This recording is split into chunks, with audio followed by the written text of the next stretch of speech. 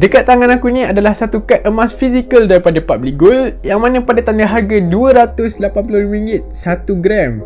Dan juga kad tangan aku ni adalah satu kad Pokemon First Edition yang estimate value lebih kurang $1000. Yang mana kalau kita tukar kepada ringgit Malaysia dalam RM4000. And aku memerlukan 14 kad gold 1 gram bar ni untuk sama nilai dengan satu Pokemon card ni. Jadi kalau korang wonder kenapa harga Pokemon card ni lebih mahal daripada card gold ni, tengok video ni sampai habis.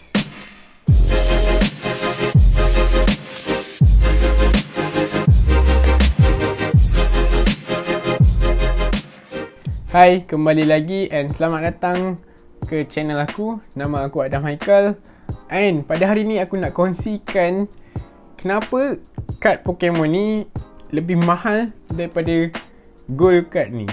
And first of all, aku nak bagi tahu lah kepada friends Pokemon kat luar sana, mesti dia kenal dengan kad ni. And basically kad ni adalah ungraded, which kalau korang tengok dia ada case ni, dan case ni bukanlah daripada case BCG ataupun PSA. Maksudnya case ni adalah bukan case yang kita hantar kepada grading company untuk dia grade kad kita.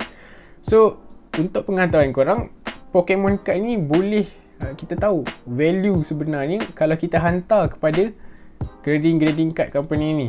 Jadinya aku just one of a fan of Pokemon card. Aku suka kad ni, and actually kad ni tak adalah rare sangat pun, sebab it's actually paling, dia tak berapa rare sangat. Okay, that's it. Korang cukup lah setakat tu What? Bro, what are you talking about, man? Kita boleh tengok sendiri dekat price charting, yang mana kad Pokemon ni sekarang ni untuk grade PSA 10 sama dengan $1000 USD. And ada yang kita boleh tengok dekat ungraded dan grade lain, harga dia harga yang berlainan lah. Jadi aku just ambil PSA 10 tu sebab yelah, kita mestilah nak yang terbaik kan. Jadi kita akan comparekan harga semasa PSA 10 tu dengan harga semasa gold card ni pada tanda harga 1 gram. Jadi kalau korang tertanya macam mana rupa bentuk 14 gram kad emas ni untuk sama nilai dengan satu kad Pokemon ni, ya, ini kat tangan aku belah sini adalah 14 kad Public Gold yang estimate value sama dengan kad Pokemon ni. Jadi apa beza kad Pokemon dengan kad gold physical tadi? Actually Pokemon card tu ada mempunyai collectible value, manakala gold card mempunyai appreciation value. Jadi apa itu collectible value? Collectible value ni secara mudahnya adalah apa-apa barang yang collector tu rasa bernilai. Maksudnya barang ni value dia berpegang kepada berapa banyak collector tu sanggup untuk bayar untuk dapatkan barang macam ni. Yang mana collector tersebut mesti anggap barang ni sama ada pembuatan dia limited ataupun dia sangat rare. Dan dia boleh jadi kepada macam apa yang aku contohkan sekarang adalah Pokemon cards, arts and pasu-pasu. Kalau korang perasan, banyak je benda yang boleh dikategorize as collectible. Manakala appreciation value adalah aset yang mana peningkatan value dia meningkat daripada semasa ke semasa. Contohnya seperti gold, silver, stocks, bonds. Perkara-perkara ni dia meningkat berdasarkan monetary policy dan juga supply and demand. Jadi sekarang ni kita dah dapat bezakan apa itu collectible value dan appreciation value. And persoalan sekarang, apa yang influence harga emas? Emas itu sendiri kita tahu ianya bernilai dan sangat digilakan oleh masyarakat daripada zaman dahulu lagi. Baik, Nurse ya. Alamak, uang emas. Nurse. Kanda sakit kepala? Bukan kepala dah, hati lah. Mas, Kanda punya adik Alibaba sudah lebih kaya daripada Kanda lah. Mas. And kita boleh follow pergerakan harga pada tahun 1999 sampai sekarang. Harga meningkat secara konsisten and mencapai kepada harga tertinggi pada 2 tahun, iaitu 2020 dan 2022, yang mana aku akan ulaskan selepas ni.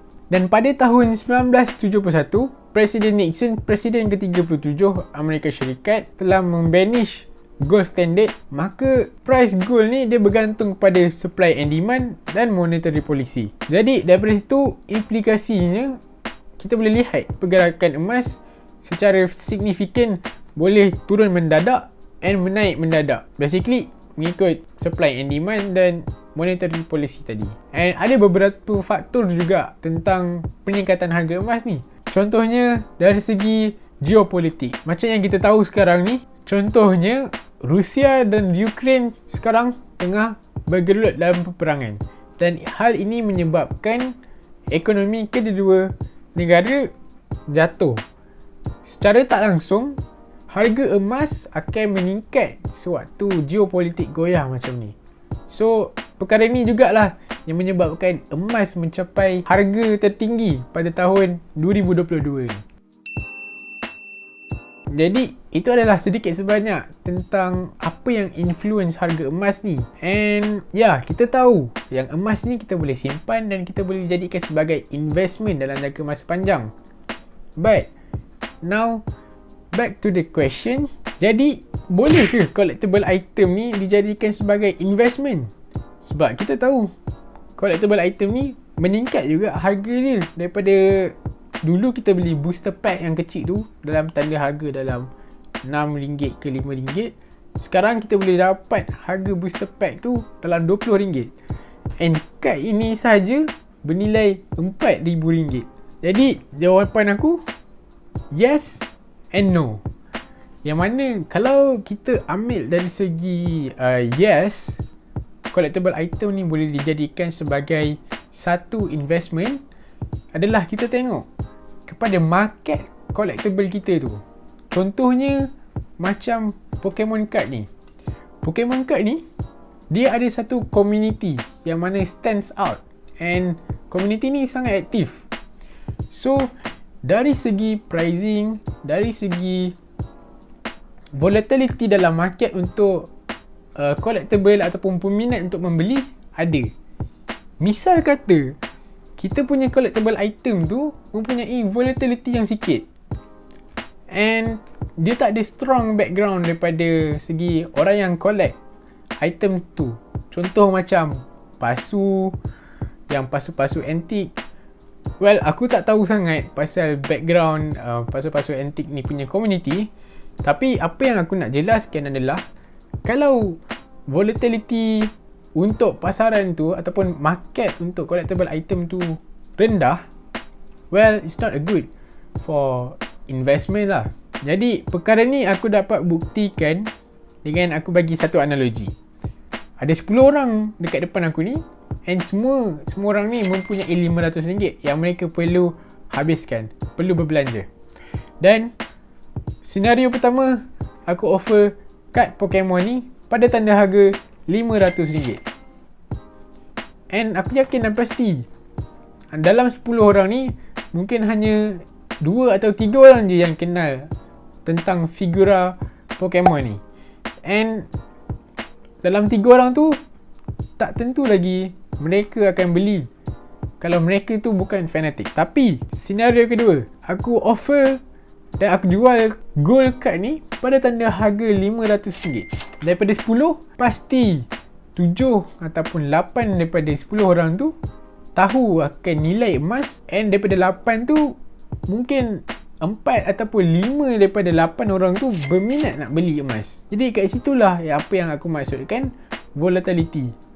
So kalau korang boleh nampak, adalah satu risiko yang tinggi kalau kita beli collectible item tu. Misal kata beli pada tanda harga yang mahal, and kita mengharapkan sebagai satu investment yang kita nak jual lebih mahal lagi. So perkara tu boleh berlaku, tak ada masalah. Kalau korang boleh jumpa a very die hard fan punya collectible yang sanggup nak beli item yang korang offer tu.